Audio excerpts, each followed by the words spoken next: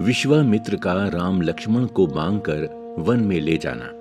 राक्षसों के अत्याचार इतने बढ़ गए थे कि वो कहीं भी जब तब यज्ञ होते देखते तो तुरंत उन्हें विध्वंस कर देते थे। मारीच और सुबाहु से सब डरते थे। गाधीपुत्र ऋषि विश्वामित्र के मन में चिंता समा गई कि ये राक्षस भगवान के बिना नहीं मरेंगे। वो जानते थे कि पृथ्वी का भार हरने के लिए श्री हरि ने रघुवंश में जन्म लिया है। एक दिन ऋषि राजा दशरथ के दरबार में जा पहुंचे। राजा ने सब प्रकार से विश्वामित्र का आदर सत्कार किया और आने का प्रयोजन पूछा। ऋषि विश्वामित्र बोले, राजन, राक्षसों के समूह हमें बहुत सताते हैं, यज्ञ तप नहीं करने देते, इसलिए मैं तुमसे कुछ मांगने आया हूं। श्री राम को लक्ष्मण के सहित मेरे साथ भेज दो। ये सुनकर राजा दशरथ का हृदय कांप उठा। बोले, हे ब्राह्मण, मैंने चौथेपन में 4 पुत्र पाए हैं। ये मुझे प्राणों से भी अधिक प्रिय हैं। तुलसीदास जी ने यहाँ संतान प्रेम की कितनी सुंदर झांकी प्रस्तुत की है। मागहु भूमि धेनु धनकोसा, सरबस देऊं आजू सहरोसा, देह प्राण तैं प्रिय कछु नाही, सौ मुनि देऊं निमिष एक माही। अर्थात, हे मुनि, इनके बदले में आप पृथ्वी, गौ, धन और खजाना मांग लीजिए। मैं बड़े हर्ष के साथ अपना सर्वस्व दे दूंगा। देह और प्राण से प्यारा कुछ भी नहीं होता। मैं अपने प्राण भी एक पल में दे दूंगा। अंततः राजा को बहुत प्रकार से समझा बुझाकर विश्वामित्र राम लक्ष्मण को अपने साथ ले गए। मार्ग में जाते समय ही भगवान राम ने ताड़का राक्षसी का वध कर दिया।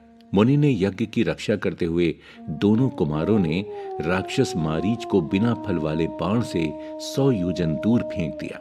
इसके साथ दूसरे अनेक राक्षस मारे गए।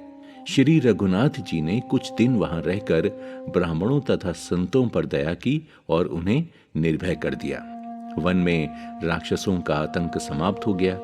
मुनिजन यज्ञ तप आदि करने लगे। अहल्या उद्धार। यज्ञ निर्विघ्न संपन्न होने पर मुनि विश्वामित्र ने राम को बताया कि जनकपुर में धनुर्यज्ञ का आयोजन हो रहा है।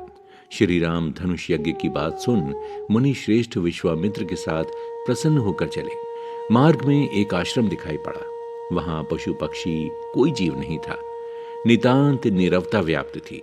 पत्थर की एक शिला देखकर प्रभु श्री राम ने बड़ी उत्सुकता से इसके बारे में पूछा। मुनि विश्वामित्र सब जानते ही थे। अहल्या की करुण कथा विस्तार से बताने लगे। अहल्या ब्रह्मा जी की अत्यंत सुंदर तथा गुणवती कन्या थी। उसका रूप लावण्य स्वर्ग की अप्सराओं को भी लजा देता था। उस काल के सभी श्रेष्ठ पुरुष उस कन्या से विवाह करना चाहते थे। यहां तक कि देवराज इंद्र भी उसे पत्नी रूप में पाना चाहते थे। इस संबंध में उन्होंने अपनी इच्छा ब्रह्मा जी को भी बताई, नाना उपाय भी किए, पर ब्रह्मा जी अपनी पुत्री का विवाह किसी ऐसे व्यक्ति के साथ करना चाहते थे जो परम तपस्वी और धर्म कर्म में लीन रहने वाला हो। उन्होंने जब वर की खोज की तो उन्हें गौतम ऋषि के अतिरिक्त कोई दूसरा योग्य वर ना मिला। तब उन्होंने अहल्या का विवाह गौतम ऋषि के साथ कर दिया। पति पत्नी सुखपूर्वक जीवन व्यतीत करने लगे, परंतु इंद्र ने उनका वैवाहिक सुख देखा नहीं गया। वो पहले से ही अहल्या को प्राप्त करना चाहते थे। उन्हें जब से अहल्या और गौतम ऋषि के विवाह का समाचार मिला था, तभी से वो ईर्ष्या की आग में जल रहे थे। वो किसी भी तरह से उसे प्राप्त कर लेना चाहते थे। अहल्या को पाने के लिए इंद्र ने एक योजना बनाई। इस योजना में उन्होंने चंद्रमा को भी सम्मिलित कर लिया। एक बार आधी रात के समय चंद्रमा मुर्गा बनकर बांग देने लगा। गौतम ऋषि ने समझा कि भोर होने वाली है, अतएव वो उसी समय स्नान के लिए चल पड़े। उनके जाने के बाद इंद्र ने गौतम ऋषि का वेश धारण किया और अहल्या के पास आकर सो गए। जल्दी ही गौतम ऋषि स्नान करके वापस लौट आए। उन्होंने जब इंद्र को अपने वेश में देखा तो पल भर में सारी बात समझ गए। वो क्रोध से भर उठे, शाप देते हुए बोले, पापी, तूने मेरी पत्नी से छल किया है। तेरा ये पाप कदापि क्षमा योग्य नहीं है। जा, मैं तुझे शाप देता हूं कि तू इसी समय नपुंसक हो जाए। अब तक इंद्र के शरीर से काम का आवेग समाप्त हो चुका था। उन्हें अपराध बोध सताने लगा। उन्होंने गौतम ऋषि से क्षमा याचना की, परंतु उन्होंने इंद्र को कठोरता पूर्वक वहां से चले जाने को कहा। इंद्र अपराध का बोझ लिए स्वर्ग लौट गए। तदनंतर गौतम ऋषि अहल्या को संबोधित करते हुए बोले, दुष्टे, इस नीच कर्म में जितना इंद्र दोषी है उतनी ही तुम भी दोषी हो, इसलिए मैं तुम्हें शिला रूपा होने का शाप देता हूं। शाप से भयभीत अहल्या करुण स्वर में बोली, ऋषिवर, मुझसे ये पाप अनजाने में हुआ है। मैं आपके वेश में आए इंद्र को पहचान न सकी, मुझे इतना बड़ा दंड मत दीजिए। तब गौतम ऋषि अहल्या को सांत्वना देते हुए बोले, मेरा शाप लौट तो नहीं सकता, परंतु मैं तुम्हें वरदान देता हूं कि त्रेता युग में जब भगवान श्री राम इस आश्रम में पधारेंगे, तब उनके स्पर्श मात्र से तुम अपनी पूर्व अवस्था को प्राप्त कर दोगे। हे प्रभु, इसके बाद अहल्या वहीं पर शिला हो गई और तब से अपने उद्धार के लिए आपकी बाट जोह रही है। हे राम, यह आपके चरण कमलों की धूल चाहती हैं, इन पर कृपा कीजिए। श्री राम के चरण के स्पर्श मात्र से तपोमूर्ति अहल्या प्रकट हो गई। आनंद और भावातिरेक में प्रभु के चरणों से लिपट गई। उनके दोनों नेत्रों से अश्रुधारा बहने लगी। फिर उन्होंने रघुनाथ जी की कृपा से भक्ति प्राप्त की। अहल्या बार बार पुलकित होते हुए रूंधे कंठ से बोली, मुनि ने मुझे शाप देकर अच्छा ही किया, उन्हीं के कारण मैं भगवान के दर्शन पा सकी। बार बार भगवान के चरणों की वंदना करती हुई अहल्या पतिलोक को चली गई। जनकपुर की शोभा। अब श्री राम जी और लक्ष्मण मुनि के साथ आगे बढ़े। थोड़ी दूरी पर ही जगत को पवित्र करने वाली गंगा जी प्रवाहित हो रही थी। प्रभु ने ऋषि के साथ गंगा में स्नान किया। मुनि ऋषियों के साथ अनेक प्रकार से सत्संग हुआ। बातों ही बातों में रास्ते का पता ही नहीं चला और वो जनकपुर के निकट पहुंच गए। श्री राम जी ने छोटे भाई लक्ष्मण के साथ जनकपुर की शोभा देखी तो वहां के मनोरम दृश्य देखकर दोनों भाई बड़े हर्षित हुए। उन्होंने देखा वहां अनेकों सुंदर सुंदर कुएं, बावलियां और सरोवर हैं, जिनमें अमृत के समान स्वच्छ जल है। कमल दल खिले हुए हैं और जिनकी सीढ़ियां मड़ियों से सजी हुई हैं। बाग बगीचों में बहार छाई हुई है। नाना प्रकार के पक्षी जिन पर बसेरा किए हुए हैं। जनकपुर के बाजारों में कुबेर के समान सेठ लोग अनेक प्रकार की वस्तुएं लेकर बैठे हुए हैं। नगर के चौराहे और गलियां स्वच्छ और सुवासित हैं। सबके घरों पर बड़े सुंदर सुंदर मंगलकारी चित्र अंकित हैं।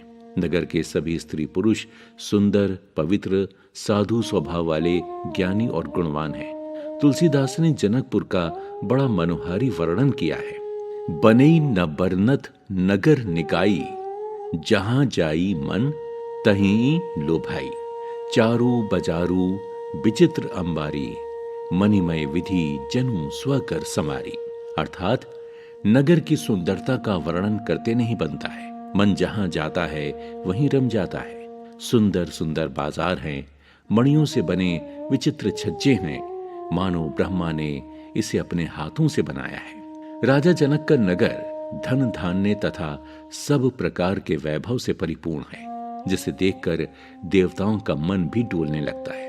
मिथिलापति जनक ने यह समाचार सुना कि मुनि विश्वामित्र पधारे हैं, तो वो अपने गुरु शतानंद और संत समाज के सहित उनसे मिलने चले। राजा ने मुनि विश्वामित्र के चरणों में मस्तक रखकर प्रणाम किया। मुनि ने प्रसन्न होकर उन्हें आशीर्वाद दिया। श्याम और गौरवर्ण के दोनों कुमारों को देखकर सब प्रसन्न हो गए। मुनि विश्वामित्र ने दोनों कुमारों का परिचय कराया। हे राजन, ये दोनों रघुकुल मणि महाराज दशरथ के पुत्र हैं, राम और लक्ष्मण। ये दोनों भाई शील और बल के धाम हैं। इन्होंने युद्ध में असुरों को जीतकर मेरे यज्ञ की भली भांति रक्षा की है। और सुनिए, इनकी आपस की प्रीति बड़ी विचित्र और सुहानी है। वो मन को बहुत भाती है। ये दोनों भाई आनंद को भी आनंद देने वाले हैं। ये सुनकर राजा जनक ठगे से रह जाते हैं। वो बार बार प्रभु को निहारते हैं। शरीर पुलकित हो रहा है, हृदय में उत्साह उमड़ रहा है। मुनि की प्रशंसा करके और उनके चरणों में सिर निवाकर राजा ने नगर में उनकी आगवानी की। अत्यंत सुंदर महल में जाकर राजा ने उन्हें ठहराया। मुनि विश्वामित्र की आज्ञा पाकर दोनों भाई नगर दर्शन के लिए निकल गए। नगरवासी दोनों भाइयों को देखकर बड़े प्रसन्न हो रहे हैं। युवती स्त्रियां घर के झरोखों से लगी हुई प्रेम सहित श्री राम के रूप को आंखों से पी रही हैं। सखियां आपस में उनकी रूप राशि की चर्चा करती हैं। लगता है दोनों कुमार बाल राजहंसों का सुंदर जोड़ा है। कितने कोमल और सुंदर काले बाल हैं। इन्होंने ही मुनि विश्वामित्र के यज्ञ की रक्षा की है। इन्हीं नन्हे नन्हे हाथों से राक्षसों को मारा है। जहां जहां दोनों भाई जाते हैं वहां परम आनंद छा जाता है। श्री राम की मनोहर छवि देखकर एक सखी कहती है, अरे सखियों, मेरी सम्मति में तो ये वर जानकी के सर्वथा योग्य है। हमारे राजा कहीं इन्हें देख लें तो धनुष यज्ञ का हठ छोड़कर इन्हीं से जानकी का विवाह कर देंगे।